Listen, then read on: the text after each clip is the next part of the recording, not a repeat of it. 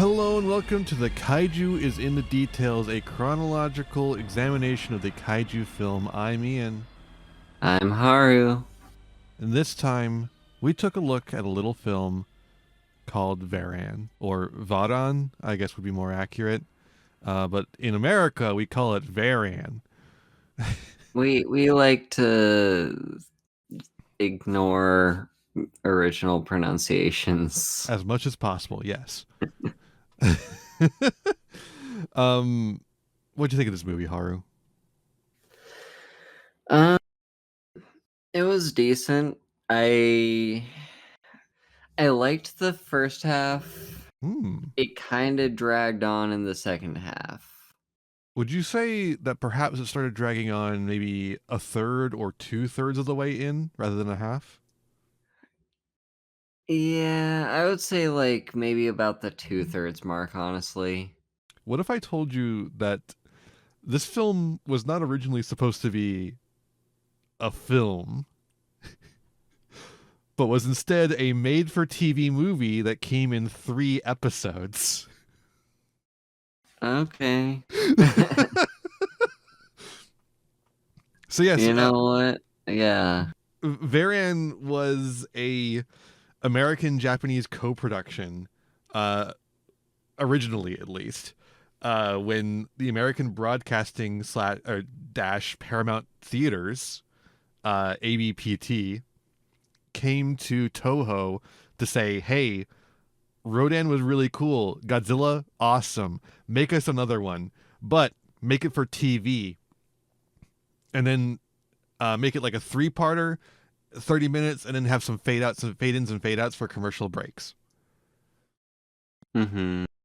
And then ABPT just collapsed partway through production. And Toho wouldn't let them waste all the time and money they'd already spent on the project. So they had to finish it like that. So they tried to readjust this made for TV footage. That's the reason why it's in black and white, because it's made for TV. They didn't have color TVs weren't like super popular back then. I don't even know if they had them yet. And so like while color movies were all the thing, were a thing, we've seen them since Rodan. Varan is made for TV, so it's having to be black and white, and now they're just having to adjust it for a theater. So they're like, that's why the grain is so strong in the footage. That's why everything looks cheap, because it's on a TV budget instead of a movie budget, and that's why it kind of sucks a little bit. That all makes sense. Also, that's why the cast is like a bunch of people we've never heard of before, and Haruo Nakajima yet again as Varan. And there's a couple of people in here that actually have Wikipedia pages, but like mostly character actors, from what I understand. Well, except for Akihiko Hirata. He does have a little part to play in this film. He was, of course, Dr. Serizawa in Godzilla. Very recognizable face. He was not a major character in this one, though. Yeah. He was our military guy for this movie, which means that he's kind of is the guy who says he's going to explode things. No, he was Dr. Fujimura. Wait, what was who?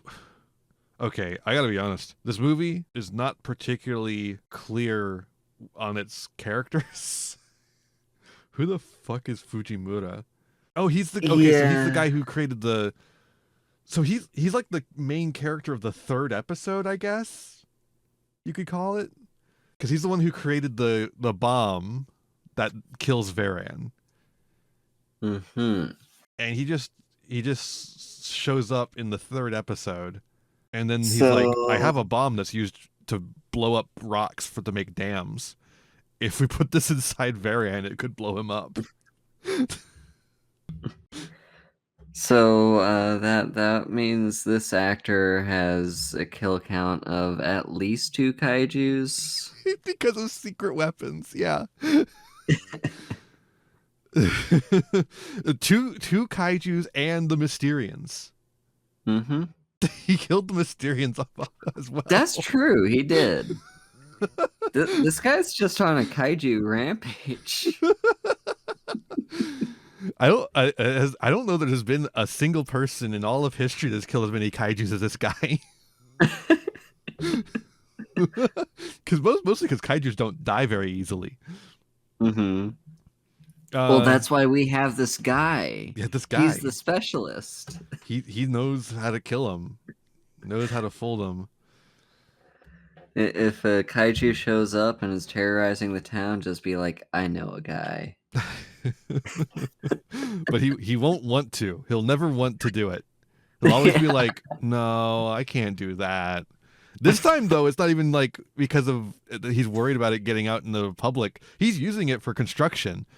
This time, it's just like, I don't know if it'll work.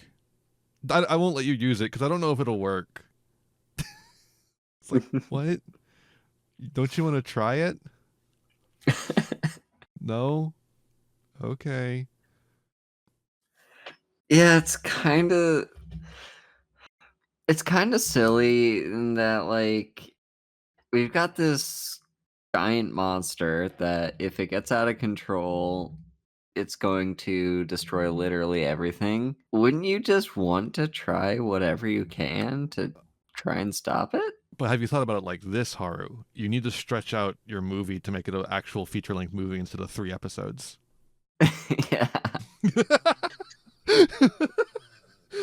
Every single part of this movie makes sense when you know it's supposed to be 3 episodes of television.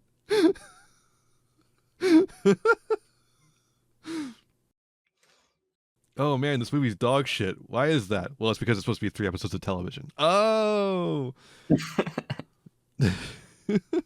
Why are these special effects have so many like corners cut? Well, it's because it's supposed to be 3 episodes of television. Oh. Why does everything feel padded? Well, it's because it's supposed to be 3 episodes of television and they had to stretch it out. Oh. But we have all of our usual like behind the scenes folks.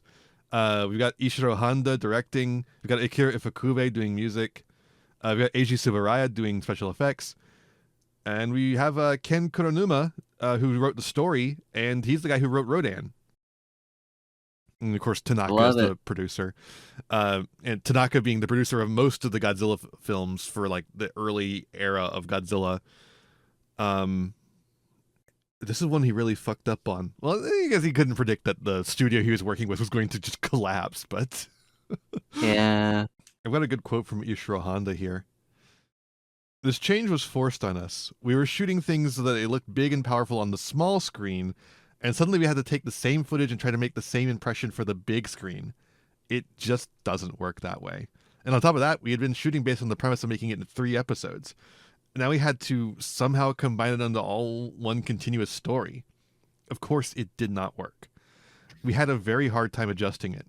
The desk side planners just did not understand how the filming side worked. Also shows how Ishiro Honda comes to view the executive class of Toho Studios after a while.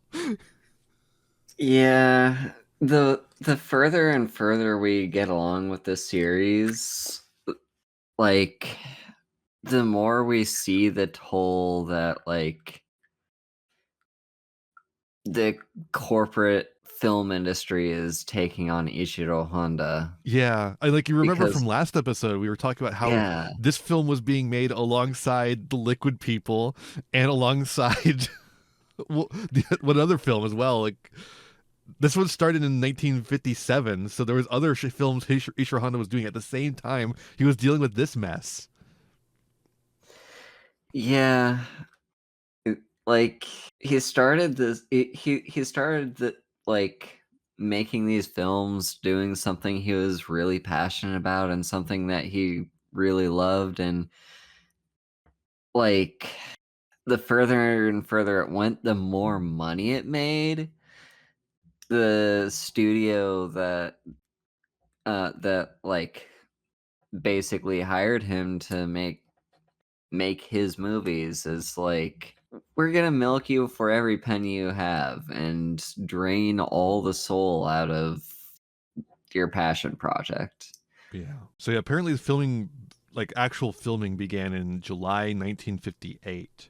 When did the movie come out? That would be, I should have that. October 14th, 1958. It's a really quick turnaround. Holy fuck. Um, and it started in 1.33 by 1 aspect ratio. Which is a standard TV aspect ratio.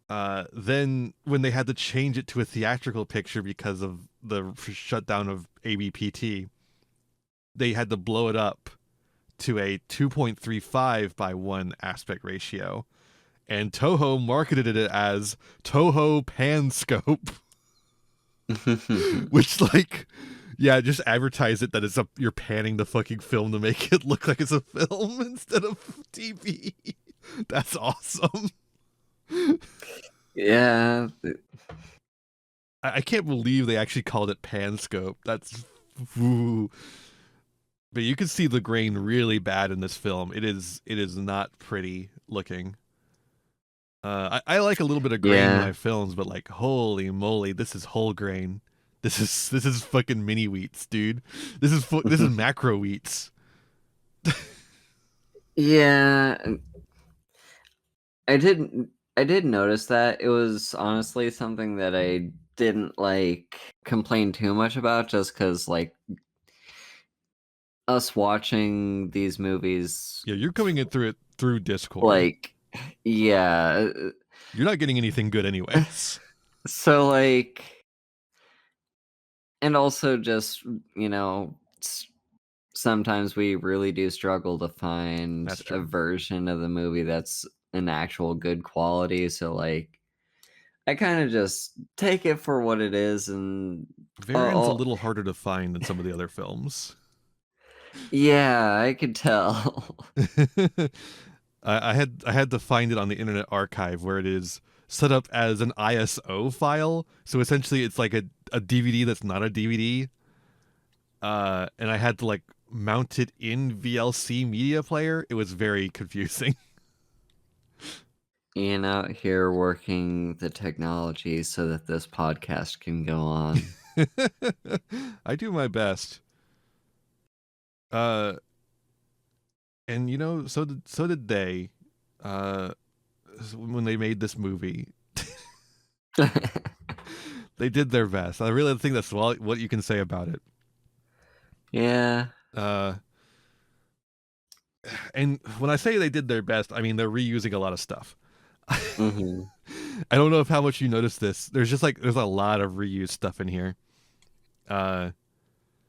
First and foremost, there's just like a lot of shots from Godzilla and Godzilla Raids Again that are used in this film. I think the most notable one to me was they reused the stop motion animation of the tail hitting a building. That one stuck out to me. There's others, but like that was like the only one that actually included some of the monster that made it really obvious to see. Mm-hmm. And they're reusing the roar as well. The roar is a modified version of the Godzilla roar, particularly the death roar from the end of the film. And then they're mixing that with a little bit of the Rodan roar, which, as we remember, is also a Godzilla roar, kinda.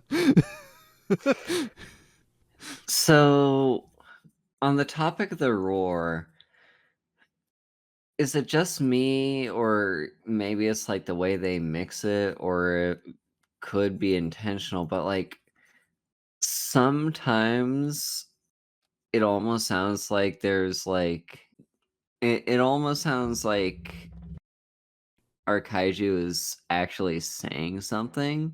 Like it sounds like there's an undertone of words to the roar. And again, I could just be imagining it, but it sounds like it sometimes. That's the Rodan roar. Remember, there's in the Rodan roar, there's like a little bit of speaking that's been sped up super fast. And since that was mixed into the Varan roar, you're getting some of that. Okay, yeah. So yeah, you're not imagining things. It is actually, there is actual voices in there. They're just sped up. Yeah. Okay. Yeah, that makes Yep. sense. No, you're not imagining things at all. It's just they mixed the Rodan roar and the Godzilla roar, so there's a little bit of that people speaking really fast and then or people speaking and then sped up in a studio that was brought in through the Rodan roar in there. uh, but let's talk about what's new in this film, which is mainly just the monster itself. What do you think of this monster? I gotta be honest, I Yeah. kind of think it's a little bit cute. Well, it is basically Especially, just a lizard. yeah, but especially like the close-ups of the face. It's just got I love the Muppet. like big little eyes and this kind of nose looking thing, and it's like, oh my god, it's adorable. I love the puppet that they made for it. It's so good. It is a Muppet. It just looks like a Muppet. It's awesome. I mean it's so Varan is a what do they call it? A Varanoid? What is it? Something like that. Varanode. Mm-hmm. Which is a made up thing. Varanopod. There we go. It's a Varanopod. Yeah. That's a made up thing. But it's probably based on either a genus of monitor lizard called Varanus, or an extinct family of synapsids, the Varanopidae. So like there's obviously some real things, and then those are both just types of lizard. Like a monitor lizard is obviously a lizard. The Varanopidae are a extinct species of lizard. Mm-hmm. So Varan is not actually a dinosaur. It is a large lizard.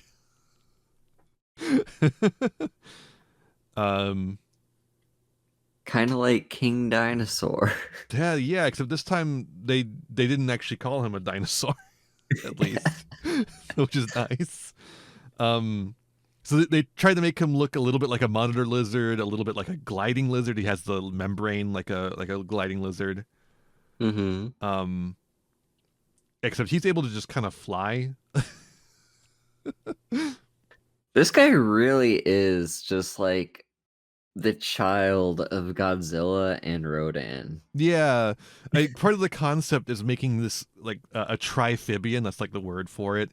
It's like when it can be in water, land, and air. Trifibian. Mm-hmm. This is a concept that's going to be used in kaiju film quite a bit. In fact, something a word specifically we will hear in the title of another film, Gappa the Trifibian. And interestingly, because that name sounds a lot like Kappa, which is a mythical creature of Japanese folklore, and Varan is actually was originally conceived of being a Godzilla Kappa hybrid, like in design wise. Huh. Which is why it comes out of the water when it first comes into the picture. That's why it's aquatic, is because it's supposed to be this Kappa, but also Godzilla, but also Rodan. Mm-hmm. It's like, hey, Rodan and Godzilla did well, and that's why Paramount, whatever, APTP, or whatever the fuck it's called, came to us to make this movie. Why don't we just combine them for it? I really like the spines. They did a really good, Varan as a suit kind of looks bad. It's like weirdly muscular, and the shell on the back comes off too much in the when the monster's actually moving a lot. But the spines look really nice, and those are made from variously sized vinyl hoses purchased from a general store, wrapped in semi-transparent vinyl sheet to make them look a little less see-through at the request of Subaraya. Mm-hmm. The eyes are made the same way with built-in lights to shine through them, and using lights to shine through the eyes to make them look more alive is going to be something that's used in quite a few kaiju film, particularly the Gamera series. They really take advantage of that technique. But we haven't gotten to any Gamera films yet. And the scales on the back look a little bit lumpy and stuff. It's because they're molded from pressed peanut shells. Oh. Eiji Tsuburaya ended up kind of disappointed with it at the end of it, but like, there's not much you could do. You're on a small budget. Get owned. Just deal with it, right? I don't know. I think it's got a certain charm to it, but it's certainly not the best work from the Toho production studio. Yeah. I mean, the fact that they can make that kind of monster on a budget, it makes me really wonder if the production of this movie didn't help inspire Tsuburaya to go off on his own and make Ultra Q, which would eventually become Ultraman. I wouldn't be surprised if that helped inspire that shift. Trying to make a kaiju film on a TV budget, at least originally, like making a kaiju film on a TV budget, like I wouldn't be surprised if that kind of sparked something in him, right? Yeah. And especially because, with Ultra Q, he was able to just access all the many costumes he had made for Toho up to that point. Because that's over in 1966, so we're like 10 years away from that point. A little less than 10 years, like 8 years. So there's a lot of room there. Mm-hmm. As for other effects, I mean, everything looks like it's a little bit worse than we normally expect from Toho Studios. The model tanks look more fake than usual, and I think it's just a lighting and like an issue of lighting and painting. Like the way you paint and light toy tanks is going to shape what they look like on a screen, right? Yeah. And so if you don't do it like to the precision that you usually do, you're going to have a little faker looking effects, and that's just the sacrifice you have to make for for budgetary issues. Yeah, like these toy tanks were not super detailed. No. They were closer to like just what You a got kid right out of would the be able to store. buy in a store. Also, I do have a comment about the tanks. I I like the little soldier guys in them. Yeah. You don't notice them often, but like a lot of times there is like a little toy guy in there. And they're going by so quickly you can't tell it's a toy easily. But in this one, everything's a little bit worse, so you can. Yeah. I only notice it because I'm pretty keen-eyed on this at this point. It's funny though, because this film does have a really, like, we're talking about how this was originally going to be a American co-production, and they're going to ship this over to America. It did end up getting an American release with a dub that, much like the Godzilla one, heavily edited it. That would be in 1962, where they got Myron Healy to play the lead of a bunch of new footage that they shot just like in Godzilla, and released it as Varan the Unbelievable. That's the American title of the film, whereas the Japanese title of the film is just Daikaijū Baran, Giant Monster Varan. Although interestingly, the original title of the film was supposed to be Oriental Monster Varan, which I think is just an influence of it being for American audiences. So they're like, because it doesn't take place in China or anything; it takes place in Japan. Yeah. The Tibet of Japan, as they say, which is we'll get back to that. Yeah. We're gonna get back to that. But like, the thing that's interesting about that is, though, the word they use for monster in that instance is different. They don't use the word kaiju. They use a different word. What is the word? I'm just, what was the word? Word. Where is the word? Kaibutsu. They use the word kaibutsu instead of kaiju. Yeah. Which I don't know what that means. I don't know what I know kaiju is strange creature. Kaibutsu? I could look that up, I guess. Let me try looking that up. I just find that a little interesting though. It's just like they decided to use a different word for monster in that instance. And as far as I know, it just kind of means monster instead of like strange creature, right? Yeah, As best I can tell. my guess is like Butsu. I don't see how it's spelled, but I'm guessing that Butsu is like the same kanji for like Doobutsu for animal. Um, and Kai. I guess. Yeah, I'm guessing if it's the kanji for Kai and the kanji for Butsu, then it would probably be something along the lines of like just strange animal. Here, I'm Uh, sending it. I'm sending it to you. While I'm sending it to you, the while you take a look at that, I just want to say that mm, the music is quite nice. Akira Ifukube did a great job. it really is. The and a lot of the musical motifs in this film are ones we've heard before, and then also ones we will hear again later.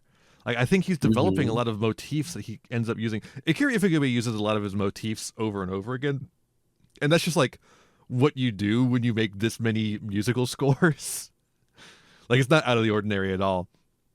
But like, it is actually kind of crazy how many musical scores you hear in this film, like motifs and like melodies and rhythms and stuff that will come back in later film scores for other kaiju films. It's Mhm. like it's crazy. It's crazy. All right, what do you see in there? Um. Yeah, I'm like fairly certain that is the same kanji in Doobutsu. Okay. Um. And yeah, I actually don't think I've ever seen the kanji for kaiju, or if I have, it's been a while. Uh, Um. I can probably send that as well. I think that's right there. Technically, this is the kanji for Daikaijū, but Mhm. you know Dai. Wait, did that send the whole thing? I don't think it did. It did not. I love when things don't do what I say and instead do what they want to do instead of what I want to do. There we go. All right. Um. Okay, so yeah, to confirm, yeah, that is indeed the kanji, shared kanji for Kai and Butsu for animal. So just Kai Butsu. Yeah. So it's like a strange beast or like something like that Yeah. instead of strange creature. Yeah. I don't know. My knowledge of Japanese is not nearly enough to discuss any of this. Uh, but my knowledge of music is plenty fine. I can talk about Akira Ifukube all day. He's so cool. Uh, I wish I had taken more music theory. Literally wasn't allowed to in college because I wasn't a music major. They just didn't allow me to take music theory one. It's like, okay, I guess. Yeah. So yeah, about the music, like I really like the music in this one. It's really nice. Like the main theme, it's pretty unique from some of the other like themes we've heard. Like I would maybe even argue that it is maybe on par with the theme for Godzilla. well, don't worry, it'll become a theme in Godzilla. The theme that you're talking about would is eventually going to become Ghidorah's march in Ghidorah in the first Ghidorah movie, and then it'll just become like Ah. a Godzilla march. It's just like it's all like all the same kind like melodies and stuff just being picked up and reused in different contexts and sometimes different keys. There's like a couple of different songs in this film that are really common in the Godzilla franchise, except it's just in a different key than I'm used to. Mhm. It's like just I don't know if I've actually seen the Japanese version of Varan until this time. So I never heard that. I don't, because I'm pretty sure the soundtrack is just completely removed in the American version. They use generic American soundtracks instead. And so like there's like parts of this where it's playing a song I'm familiar with, but in a completely different key, and I'm just like astounded by it. It's really interesting. It's like finding demo tracks for a band you really like, you know, like Mm-hmm. the garage tapes, and it's like there's a version of a song that you're familiar with in there that's just like it's definitely the song, but it's also not the song. It's not the same song. It's really interesting.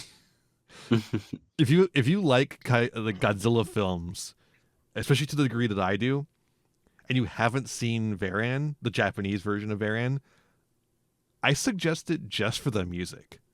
Like, maybe don't even watch the film. Just like go out and seek the music. The film's not Yeah. that good. You don't need to watch it.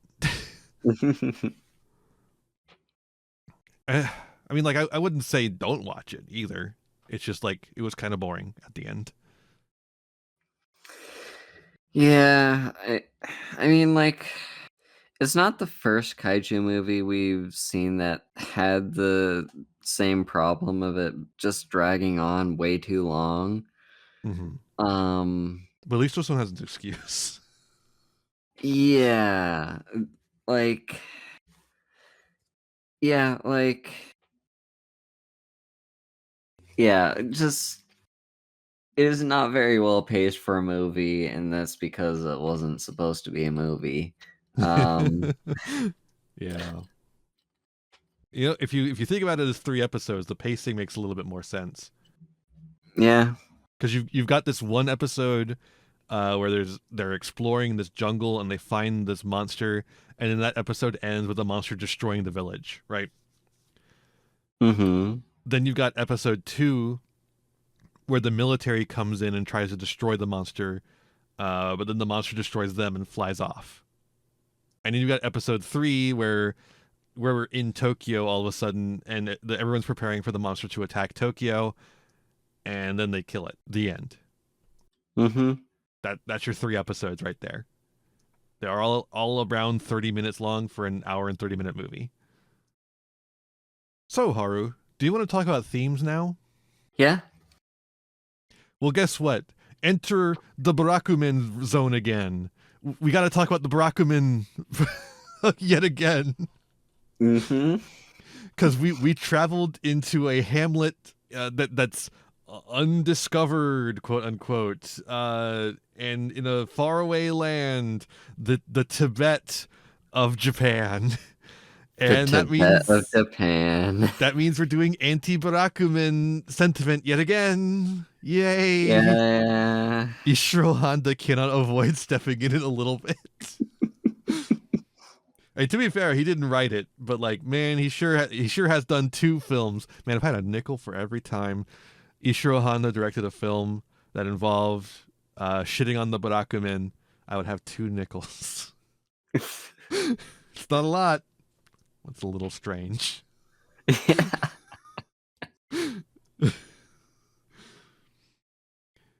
Yeah. I think this one's kind of worse in some ways. Oh, it's a hard choice though. Which one is It's worse, this one or it's the fucking snowman, whatever the fuck it's called? yeah. It's really Half difficult, human. honestly. They both kind of suck in their depictions.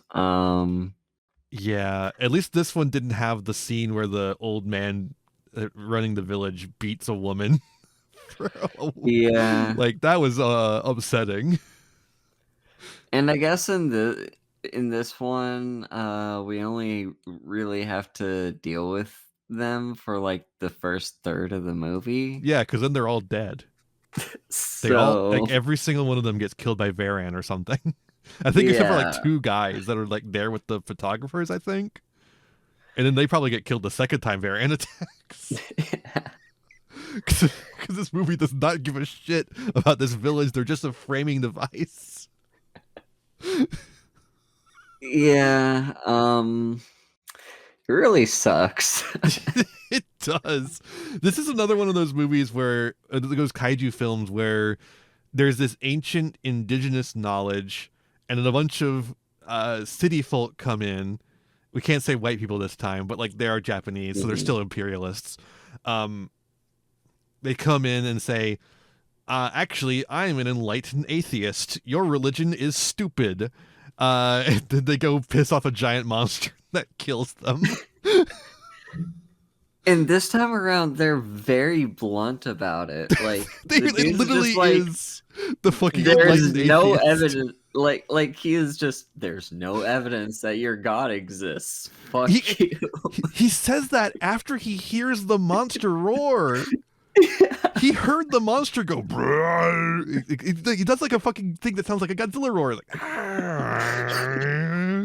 it's like you hear that, and then you're like, "Ah, but your god's not real." That was a jet or something. I don't know. Anyways, bye. It's like, fuck you. Science is right here. You're wrong. How dare you have a religion? So yeah, fucking Sargon of Akkad here just goes right straight into there, and then they immediately find that there's a giant monster, and the giant monster immediately destroys the entire village. Yeah, honestly, it was kind of almost comedic timing with that. Just it's awesome how like the entire plot of the movie wouldn't have happened if that guy wasn't such a raging asshole. Yeah. But he did want to find that kid. Yeah. Also, he really easily convinced the entire village that their god was fake. Yeah, like I wonder if it was just for the theatrical effect of being able to show everyone running away when they first see the monster, because like he's basically just like, okay guys, I know you're all superstitious about this, but hear me out. The boy doesn't care. You want to save the kid, right? The boy didn't care, so why should you? And so they're like, oh yeah, sure, we want to save the kid. And very then they convincing argument. Thank you, sir. Just like their entire way of life uprooted by this one like outsider. And seemingly the only person who isn't convinced is the old man who's like the priest of the village. Yeah. And then, you know, everyone is like, okay, yeah, sure, we'll all go help you. And then, you know, Varan shows up and we get our people running away from a kaiju scene. Yeah. And by the way, Varan's god name is Baradagi. And then they never say it again. They just call it Varan because that's a scientific name. It's not a god, it's a dinosaur, it's a lizard. Checkmate, theists. So you can see why maybe Toho thought this movie might be a little bit offensive to the Barakumin movement. Oh man, what a film! I think literally, if they had just left it alone, Varan would never have attacked anyone. It doesn't seem like it attacks the village. It only attacked the village because they brought it there after like hanging out in its spot where they're not supposed to go. Yeah, and like, and then it only left the village because they filled its water with chemicals. They fucking tried to. And even the guys at the very beginning that did end up dying, they were more like they didn't directly get killed. Yeah, they trespassed. They also didn't directly like get like stomped on by him. He just kind of like. Okay, actually, I think they did get stomped on by it. It's just the film was really bad at communicating that. Yeah, I thought it was just like a landslide or something. No, because they specifically said it wasn't a landslide later. They said the car couldn't have been flattened like that by a landslide. Even though they showed a landslide immediately after the Varan attack. Okay. I don't it was really bad at communicating that. I don't blame you for getting that, but like they say direct, like they have there's a scene where they're directly like going like, what could have happened, because they're like they don't know it's a monster, and they're doing the thing where they're like, well, it's not a monster, because like, so like what could have happened, and I think it was probably the landslide. Like, no, it couldn't have been a landslide because the car was squished too thoroughly. We would have seen it was a landslide because it would have been slid all over the place.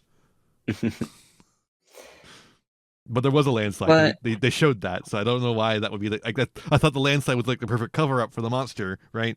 But whatever. But yeah, like those two guys aside, basically everyone else in the film would not have that was a casualty would not have been a casualty if these guys just did not interfere in something that wasn't their business. Yeah. And stop fucking around in indigenous people's business.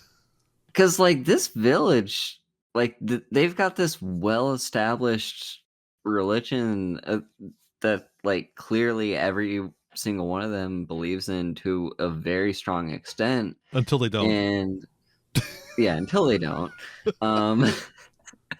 Because an outsider was very convincing. Yeah, when he said, "Hey, stop." What if you stop being superstitious? Have you thought about that? Also, I love that their Baradagi masks are like clearly like a demon, and Varan looks nothing like a demon. It looks like a lizard. Yeah. That's a very man face, the masks do. Whereas Varan does not. Varan is very much a monitor lizard with spikes on it. But yeah, like they've got this well-established like religion that makes it pretty clear that Varan's been around for quite a while. Yeah. And like it would have to the be. village had not been destroyed until this movie happened. Yeah. It was just there. They had several buildings. Probably at least 2. That's how many I saw in the rampage scene. It was like 2 of them. The rampage scene in the village was not very good because there was only 2 buildings, and it was just Varan kind of going around in a circle between the 2 buildings. And it was kind of lame, honestly. Oh, also we should talk. This is our second time seeing a kaiju that is on 4 legs instead of 2. And the first time we saw one in Godzilla Raids Again, they were more careful to not show this as much. But 4-legged kaiju are a difficult thing to do because we're not 4-legged animals. We are meant to walk upright because we have evolved to do that. And so going on 4 legs is actually pretty hard for us. Now, there are some people who have trained themselves to do that, but I imagine it's going to be bad for their backs. I mean, it's bad for our backs to stand on 2 legs anyways. So I can't imagine it's good for their backs to be on the 4 legs. Although maybe it's better for them. Maybe it's actually better to be on 4 legs. Have we thought about that at all? Have we ever thought about that? I mean, that's Did I solve like the my best back problems that way? That's like the best way to be a puppy girl is on 4 legs. That's so true. So anyways, with this movie, what we have to do to represent the 4-legged kaiju is instead be on hands and knees.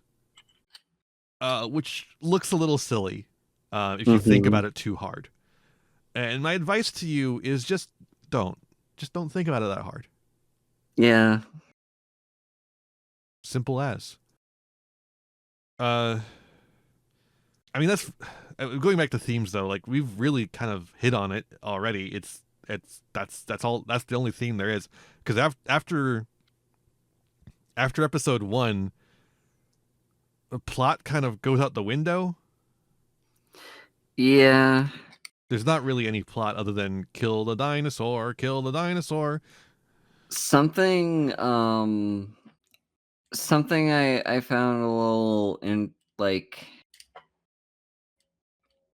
I don't know, something I want to bring up is like the very first scene in the movie is a rocket. Like they're launching a rocket into space and they're like, "Oh, we've achieved space travel." There's many mysteries out in space, but there's also many mysteries here on Earth. Yeah, and so like they they do that and then it's not brought up again. until the end of the film. Yeah. Until the very last line of the film, where the narrator comes in yet again to say, "And thus Varan vanished into mystery, and man has won another victory." I'm Yeah. paraphrasing. There was too much there for me to write it all down. It was like a little extra on either side of that, but yeah, it's essentially that. It's like, oh, we won, and we solved another mystery, which is that Varan existed, and then we killed it. Mhm. Um, and then another thing is like, kind of the role of our female character. What was her name again? I don't Yukiko? know. I couldn't I tell you the think name of any of these fucking characters. They I aren't th- characters. yeah, true. Like the only reason I kind of remember her name is because the guy kept yelling her name. Um, yeah, I think it was Yukiko. I could be wrong. Um, And the other guy's Kenji, because she keeps yelling his name over and over again. yeah, those are the two names you're gonna learn because they keep yelling each other's names. And like, And the yeah, dog's name is she's Chi Chi, because yeah, they yell that one a lot too. And the boy's name is true. Gen. Those are the only names I know because they yell them so much. Um, but yeah, Yukiko is like A reporter? She's like a photographer for a newspaper? well, like she was the sister of like one of the guys that got killed That in too, the yeah. first place, right? Yeah. Um, but like she's first of all, other than like the boy's mom, who's really just like a minor character, Yukiko is like the only female character we have going on here, Yeah. and like when she's all, "Oh, I want to go investigate what happened to my brother," um, instantly the like two guys in the room are like, "I'll go with you to protect you." And then like for the entire rest of the film, Kenji is basically just like her knight in shining armor. Hmm. Yeah. Like even then, that just ascribes more character to Kenji than he actually has. He is a guy Yeah, who runs around and looks and points at things. true. Occasionally, he sets up things. He'll tell people things, but he is an agent of the plot. He is not Mhm. a character unto himself. But nobody is in this film. The only one who has any sort of agency in this film, seemingly, is uh that one doctor guy whose name I've already forgotten, Fujimoto. Uh, and that's only because he's the only person who's like, I don't want to use my bomb, actually. Mhm. And then he immediately says, "Oh, okay, I'll use my bomb," when they just ask him a second time. So his agency is immediately taken from him Yeah. by the film. It's I guess it's collective protagonist, but even that I feel adds too much agency to the characters. Yeah, There is no honestly, protagonist. There is only humanity and lizard. yeah, it doesn't like there's some effort on the like as soon as Viren shows up, the JSDF is like, "Oh, we got to deal with this thing immediately," and like they're all gathered together as a group. But like, it feels more just like they're a group of people. They're not a collective. That they're just, yeah. It feels little bit too weak. Also, on the topic of the military, like they were their role here was kind of an interesting one in that like I was trying to think about like kind of the pacing of it, because to me, I was trying to think back to any of the other kaiju films we've seen, and if any of them were paced quite like this, where it's like we discover the monster, and like, the scientist is talking about the monster, and immediately the JSDF shows up and is like, we have to kill this thing. Let's gather all our troops and go. And then they go like in less than 5 minutes. They don't take time to discuss, deliberate. They're just like, okay, let's go now. Yeah. The only discussion they have is like, what do we have to use to kill the thing? Mm-hmm. And even then, they only discuss it the one time when they're trying to get the guy to do the construction bomb. Yeah. They discuss it one time where they're like, we don't have any weapons that can kill this thing. Let's try shooting it anyways. And then they do. And it fails. Mm-hmm. And then they could discuss it the second time where they're like, do we have anything? And then there's one guy who's like, I have a construction bomb. And then they're like, oh, can you use that to kill the thing? And he's like, I don't think so. And they're like, can you try? And he's like, okay. And that's all the deliberation that happens in this film. Mm-hmm. It's really not strong on story, I would say, which is crazy because I feel like the other thing that this guy wrote, Rodan, was quite strong on story.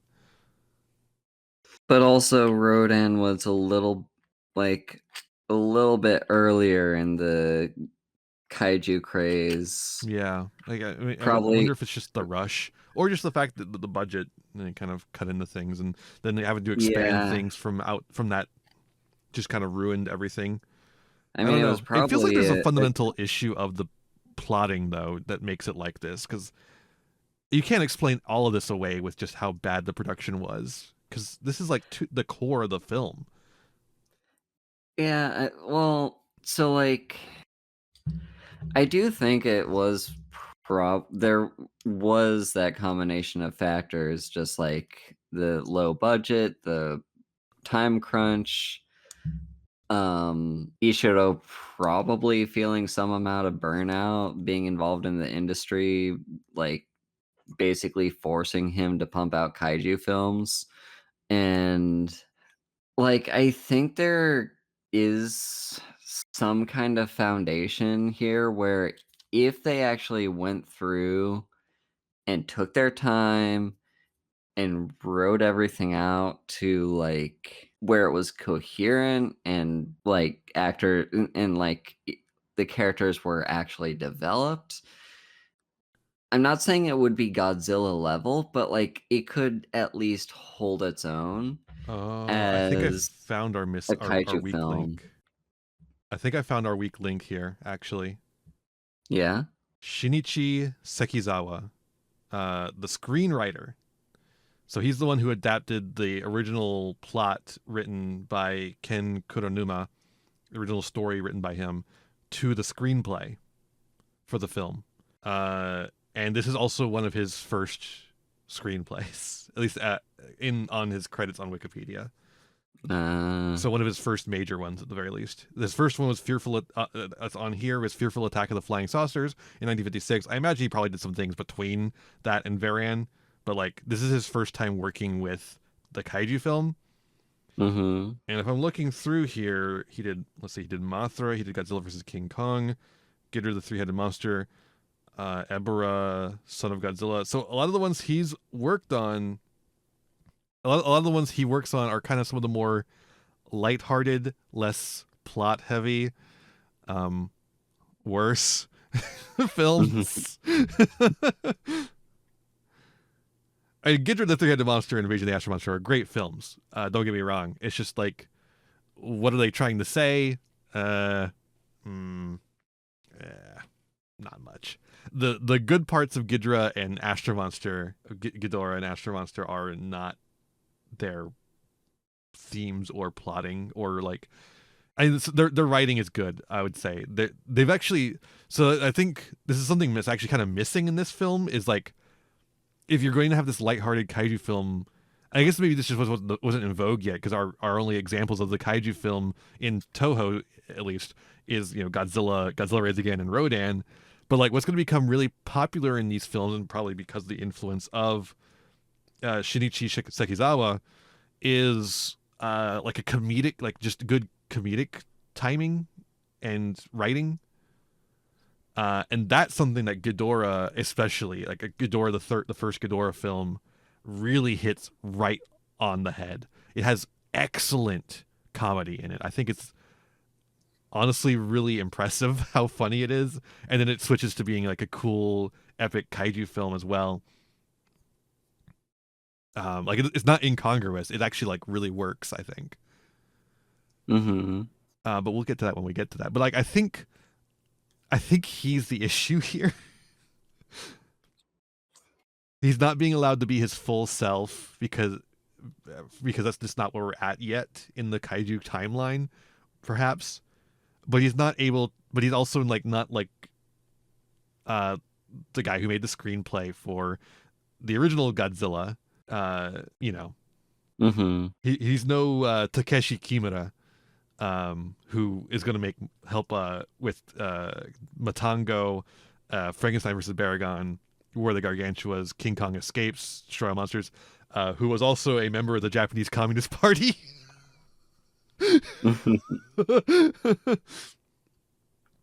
That's like our so when we're talking about this is like something we're actually gonna have to keep an eye out for in the future. I didn't realize this was actually the first time Shinichi Sekizawa came into the picture for the Godzilla films.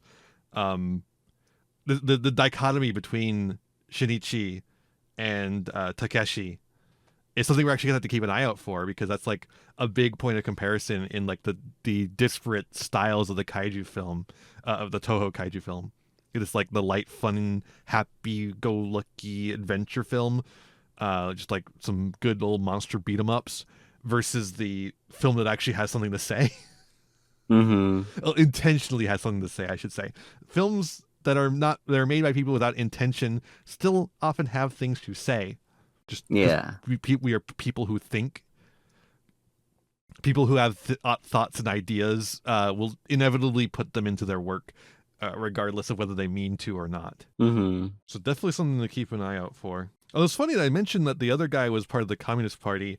Shinichi apparently also went off to Shinto. Okay, so there's this. Oh, how much of this do I want to get into? We can just talk about it, I guess. So there was a strike that happened at Toho, and it was a very bitter. Like it did not end well for the strikers. Did not really end well for Toho either, because all the strikers left and made their own studio called Shin Toho, which obviously means new Toho. Yeah, I think I remember you mentioning I think I might have mentioned that at some in point. an earlier episode.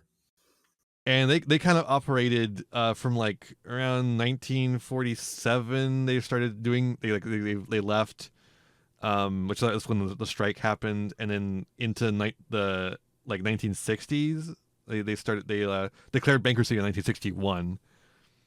But like considering that Shinichi was there for a time, because that's where that first film, Fearful Attack of the Flying Saucers, happened, which is apparently his sole directing credit. He actually directed that one. Oh, okay.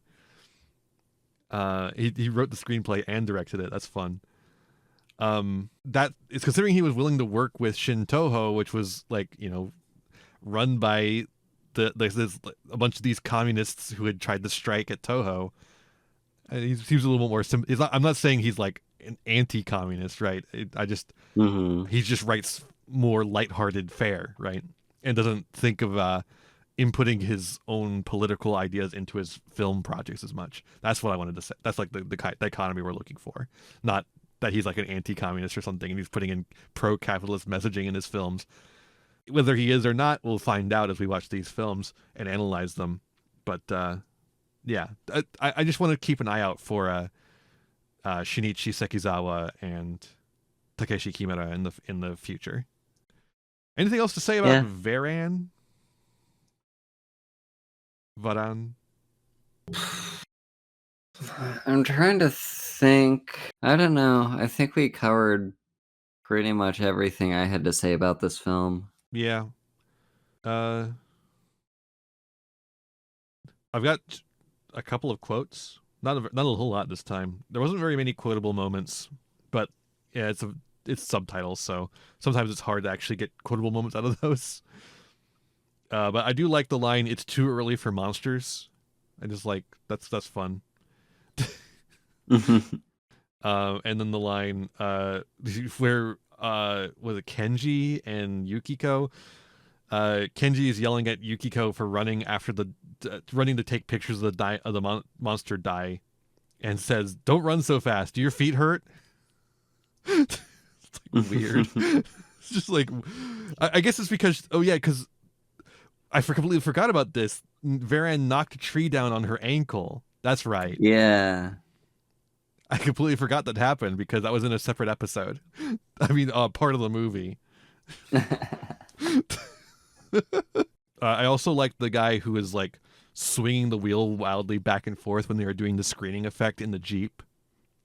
Like they had the screen behind them, and he was like just making the wheel go back and forth, back and forth. Like he doesn't know how a car works. I don't think. Either that, or they were trying to simulate him trying to keep control of the vehicle on a bumpy road, but they were not making the vehicle move like they were on a bumpy road, so it was not working. Something about that effect was not working. And neither was the effect of the butterfly early on, where they have the butterfly flying around in the sky. It looks all right, but you can see the string, because the string is a little bit too shiny. It catches the light really well. They should have painted it matte so it would be easier to edit out or just hide. But say Livy, that's just the way it is. Yeah. Some things will never change. Oh, wait, shit. We didn't talk about the sneaky Varan underwater scene. Oh, yeah. The sneaky Varan underwater scene is so fucking funny. It looks awful. Varan's just like underwater behind a big rock as they're like dropping depth charges all over him, and he's like, it's just terrible screening effects. So he's like halfway translucent. The water is clearly a pool. He's the only reason the rock is there is that there's something dark to make him stand out instead of looking translucent, as translucent, I should say. And he's just like looking around like, huh? What's going on? Yeah. It's so bad. I think it's probably the worst effect in the movie. Oh man, I can't believe we almost forgot to talk about that. So, also he sounds like a jet when he glides. He does. It's not good that he does, but he does. I don't know I don't know why this is the case. I don't know where this was established, because like for a lot of these things, a lot of things about the kaiju monsters are established in things that aren't their own movie. For instance, a lot of people pointed out that in some of the comic adaptations of the original Ghidorah film, Ghidorah's gravity beams are called that because they destroy gravity and it causes an explosion and something stupid like that. Nonsense explanation, but sure, whatever. Those comics aren't like part of the original production of the film. It was not like what they not necessarily. It doesn't mean that it isn't. To be clear, but it's not necessarily what they intended when they were making the character, right? Now and this is gonna make me sound so fucking nerdy. Oh my god! So there's Godzilla novels, and when I was a kid, I read the Godzilla novels, and in one of the Godzilla novels, Varan shows up, and they established that the reason Varan is able to fly is because it ejects pure oxygen from pores in it, and then it floats on top of that with the wings, the leather between the arms and legs. Okay. And like in the book, that like ends up like kind of suffocating the people underneath it, which did not happen in this movie at all. And I think it's kind of part of what happens in the Americanized version of the film, but I'm not sure. So we'll have to see what happens when we watch that next episode. That's right. Next episode, we're doing another Varan, but it's the American recut. So get ready to watch this whole movie again, but different this time. Hopefully it won't drag on quite as much, but I don't know. It could be worse. It's probably going to be worse, Haru. Don't you know? Oh boy, that's yeah. But yeah, because of that, I don't. It might. I don't know when that's established. I don't see anything in the development of the character on the wiki, but that doesn't necessarily mean anything. It could be something that was established in the production of this film, or it could be something that's just established in a later film. Or Varan only shows up in one other film, Destroy All Monsters, which is very, very far away from where we are now. So I don't think it was established there, because he really only shows up as a cameo. So it probably was established in a book, maybe that exact book that I read, or the American version of this film. So I guess we'll see next time if it's in there. If it's not in there, I'm probably just going to assume it was original to that novel, or maybe it was in a manga about it. I don't know. Apparently, there's 10 million different manga adaptations of every kaiju film. So they're really hard to find. So if you're getting mad at me in the comments of the Godzilla vs. Evangelion video about some manga I never read before, instead of doing that, link me to the manga so I can read it.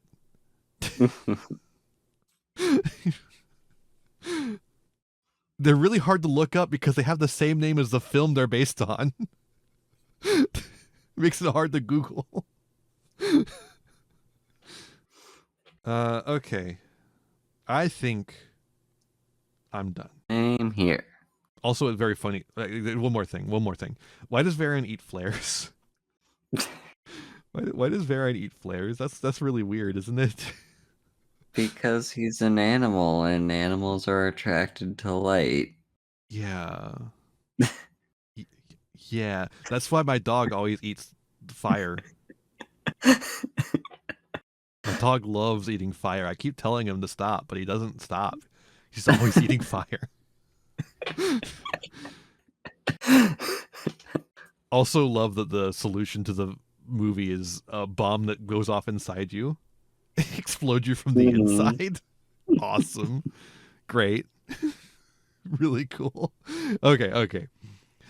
Thank you so much for listening. I hope you enjoyed. Check us out at Thempod Ian at YouTube, the YouTube page. That's the YouTube page for the podcast. You can also find it on any podcast app of your choosing, which is where you need to send people so that they can watch or listen to this podcast on their own time. If you're sharing it with them, stop that. You got to each watch it individually. You got to give us more downloads and more listens and more views on the YouTube. And you can watch it together afterwards, but you have to make sure you have that separate number clicking in, right? Haru, stop this bit.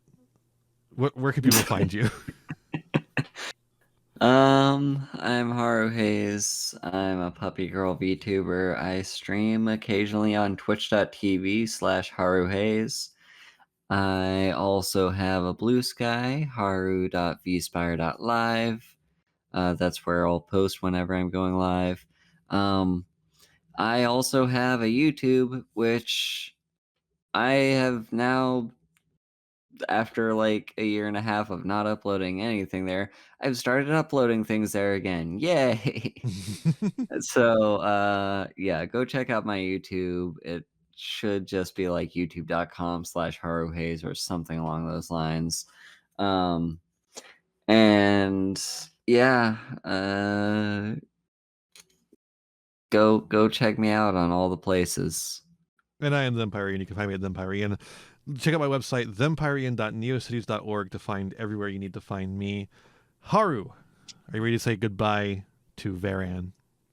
Yeah. Sayonara, Varan. Sayonara, Varan. You know, we should have released this podcast episode as 3 separate episodes.